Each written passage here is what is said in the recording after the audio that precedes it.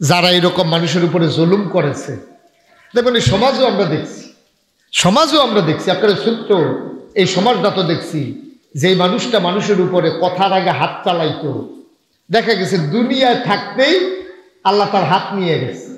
আপনি যদি আল্লাহর দরবারে বিচার দেন, কিসের পিসাব কিসের লাটসা। আর আমি যদি আপনার উপরে সত্যিকার অর্থেই জুলুম করে থাকি, আপনি বিচার দিলেও হবে না দিলেও হবে, আর দিলে তো কোনো কথাই নেই। আপনি যদি আবার মাফ করে দেন এটা অন্য কথা, যে ঠিক আছে আমি মাফ করে দিলাম, কিন্তু আপনি দিলেও বিচার না দিলেও বিচার।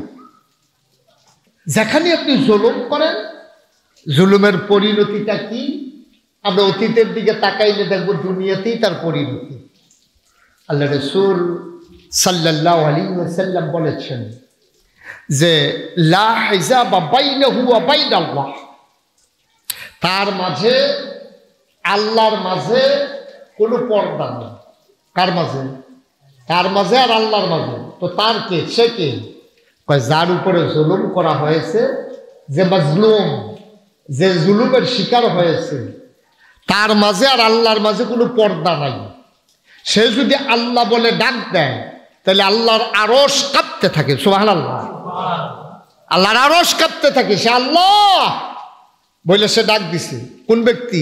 যার উপরে জুলুম করা হয়েছে, তারে বলে মাজলুম। এই মাজলুম যদি জালেমের বিরুদ্ধে আল্লাহ কইয়া ডাক দেয়, তাইলে সাথে সাথে লা হিজাবা বাইনাহু ওয়া বাইনাল্লাহ, তার মাঝে আল্লাহর মাঝে আর পর্দা নাই। নবীজির কথা, সুবহানাল্লাহ বলবেন না? তার মাঝে আল্লাহর মাঝে আর পর্দা থাকে না। সে ডাকটা দিতে দেরি, কবুল হইতে দেরি নেই। সুবহানাল্লাহ বলেন। আমি আপনার উপরে জুলুম করলাম, আমার ক্ষমতা আছে না, নাইলে কিছু কইলেন না। দেখ পিসা হুজুর একটা কথা বলে ফেলছে, না না না, এত সোজা না দুনিয়াটা, এত সোজা না। আপনি যদি আল্লাহর দরবারে বিচার দেন, কিসের পিসাব কিসের লাটসা। আর আমি যদি আপনার উপরে সত্যিকার অর্থেই জুলুম করে থাকি, আপনি বিচার দিলেও হবে না দিলেও হবে, আর দিলে তো কোনো কথাই নেই। আপনি যদি আবার মাফ করে দেন এটা অন্য কথা, যে ঠিক আছে আমি মাফ করে দিলাম, কিন্তু আপনি দিলেও বিচার না দিলেও বিচার। এত সোজা।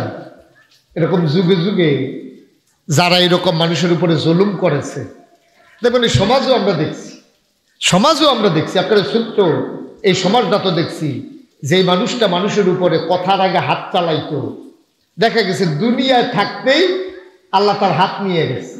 এরকম হয়েছে নাকি হয় নাই? যেই লোক কথা বলার আগে পাও চালাইতো, দেখা গেছে আল্লাহ তার পাওটা কেটে নিয়ে গেছে। কি আজব বিচার, সাংঘাতিক বিচার।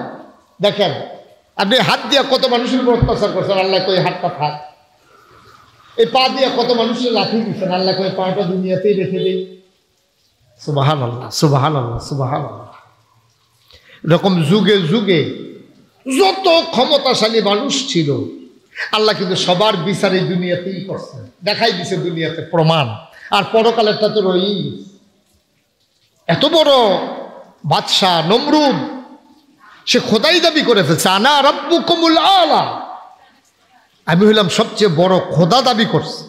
দেখেন, চিন্তা করে দেখেন, নমরুদ একচ্ছত্র ক্ষমতা, কেউ বিরোধিতাকারী নাই, বিরোধী কোনো দলও নাই, একা একা রাজা, সে যা কয় তাই হয়। এই নমরুদ আল্লাহ তাবারক ওয়া তাআলা কি বিচারটা করে দিলেন দেখেন। কোনো মানুষের মাধ্যমেও না, অন্য কোনো রাজার মাধ্যমেও না, অন্য কোনো মানুষের মাধ্যমেও না, আদনা কোনো কাজের লোকের মাধ্যমেও না, তাকে দুনিয়া থেকে বিদায় নিকৃষ্ট একটা মশার মাধ্যমে। খেলা দেখছেন? খেলা কারে কয় দেখছেন? এটা মশা। মশা নাক দিয়ে ঢুকে গেছে, গিয়া শিরার ভিতরে আপনার একেবারে সুই ঢুকাই দিছে। এমন আল্লাহ তাবারক ওয়া তাআলার ফয়সালা, সেই লোকটা জুতার পিঠা খাইয়া, তাও জুতার পিঠা কে দিল? জুতার পিঠা কিন্তু অন্য মানুষ দেয় নাই, আপনার যারা বিরোধিতা করতো তারাও দেয় নাই, তার লোকেরাই, তার কর্মচারীরা জুতা দিয়া পিটাইয়া দুনিয়া থেকে বিদায় দিয়ে দিল। এই যে এত বড় রাজা সাদ্দাম, ওনার জামানায় নবী ছিলেন হযরত নূহ আলাইহিস সালাম, হযরত হুদ আলাইহিস সালাম, ওনার জামানায় নবী ছিলেন। তো উনারে গিয়ে দাওয়াত দিছে। তো উনি বলতেছে, আচ্ছা তোমার দাওয়াত যদি গ্রহণ করি, আল্লাহ যদি মানি, তো কি লাভ হবে আমার বলো দেখি। কারে বলেন কি, আপনার কি লাভ জানেন না? আপনি জান্নাত পেয়ে যাবেন। সুবহানাল্লাহ বলবেন না? তাই নাকি? কহ জান্নাত পেয়ে যাবো? কহ জান্নাত পেয়ে যাবে। কত জান্নাত কিরকম জিনিসটা একটু বলো দেখি, জান্নাতের একটা বর্ণনা দাও আমারে। জান্নাত মানে হচ্ছে এটার দেয়ালগুলো হবে সোনা এবং রূপা, এখানে হুর গালমান থাকবে, সকল আরাম আয়েশের ব্যবস্থা থাকবে। কত থাক, তোমার আল্লাহর মানার দরকার নাই, তোমার আল্লাহর জান্নাতেও যাওয়ার দরকার নেই, আমি নিজে একটা জান্নাত বানাইব। নাউজুবিল্লাহ বলবেন না? যা তোমার আল্লাহরে মানলে যেহেতু জান্নাত পাওয়া যাবে, তো জান্নাত পাওয়া দিয়ে এলা কথা। তো শুধু শুধু তোমার আল্লাহরে মানলে জান্নাত পাওয়ার দরকার কি? আমারে আল্লাহ যেই ক্ষমতা দিছে, আর তোমার আল্লাহরেও মানবো না, আমারে যেই ক্ষমতা আমার আছে, তা ঠিক আছে আমি নিজে একটা জান্নাত বানাই ফেলি। যদি গজবে ধরে তো তাই হয়। জান্নাতে কি লাগে? একটা ইট সোনার আর একটা ইট রূপা।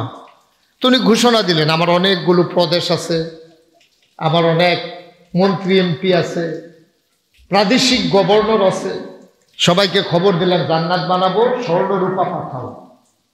এখন যত স্বর্ণ রূপা আছে, নাকের ফুল, কানের দুল, গলার মালা, হাতের মালা, স্বর্ণ মুদ্রা, রূপ্য মুদ্রা, যার কাছে যা আছে ঘোষণা সব জমা দাও। সব জমা দেওয়া হলো। এখন এক বিধবা মহিলা ছিল, স্বামীও নাই, সন্তানও নাই। তো মহিলার একটু স্বর্ণের টুকরা ছিল, এটাই তার শেষ পুঁজি। মহিলারে গিয়া বলছে তোমার স্বর্ণটা লাগবে। কয় স্বর্ণ দিয়া কি করবেন? কয় আরেক কয় কি আমাদের রাজা জান্নাত বানাবে, তোমার স্বর্ণ এটা লাগবে। তো উনি বলতেছে ভাই আমার স্বামীও নাই, সন্তানও নাই, আমার এইটাই পুঁজি, এইটাও যদি নিয়ে যান তাইলে আমার তো আর কিছুই নেই, দয়া করে এটা নেবেন না। তখন বলছে মুখে মুখে কথা, বেয়াদব, দাও স্বর্ণ দাও। মহিলা জীবনের বয়ে স্বর্ণ দিয়ে দিচ্ছে। স্বর্ণ নিয়ে যখন চলে যায়, মহিলা কাঁদতেছে আর আল্লাহর সাথে কথা কয়। সুবহানাল্লাহ বলবেন না? বলছে আল্লাহ এই জান্নাত দিয়া নাকি, এই স্বর্ণ দিয়া নাকি জান্নাত বানাবে, তা আমি তোমার দরবারে বিচার দিলাম, দুনিয়ার বিচার যার কাছে দিলাম ওই তো উনি তো নিয়েই গেছে, তার বিচার দেবো কার কাছে? বিচার দেওয়ার তো আর জায়গা নেই। এখন দেখছেন না টেলিভিশন খুললে, পত্রিকা পড়লে দেখবেন কেউ আর এখন রাষ্ট্রপতির কাছেও বিচার দেয় না, প্রধানমন্ত্রীর কাছেও বিচার দেয় না, কোনো এই কি বলে আপনার বিচারকের কাছে কোনো না। এই বিচারকের কাছে বিচার দেওয়া লাভ নাই। এটা কি আপনাদেরও কথা নাকি? কয় বিচারকের কাছে বিচার দেওয়া লাভ নাই, বিচার পাওয়া যায় না, এই জন্য এখন মানুষ বিচার দেয় আল্লাহর কাছে। সুবহানাল্লাহ বলবেন না? বাস্তবতা তো তাই। কয় বিচার দিয়া চাইছি হুদুদি ফাও, এই যে বুকের ধরলাম আইলাম গেলাম, এই দিয়ে ফাও গেছে। বিচার তো পাওয়া যায় না, শুধু শুধু ভাওয়ার থেকে টেহারি খরচ। তো এখন মানুষ বিচার দেয় কান্দা কান্দা আল্লাহর কাছে। তুই মহিলা বিচার দিছে কার কাছে?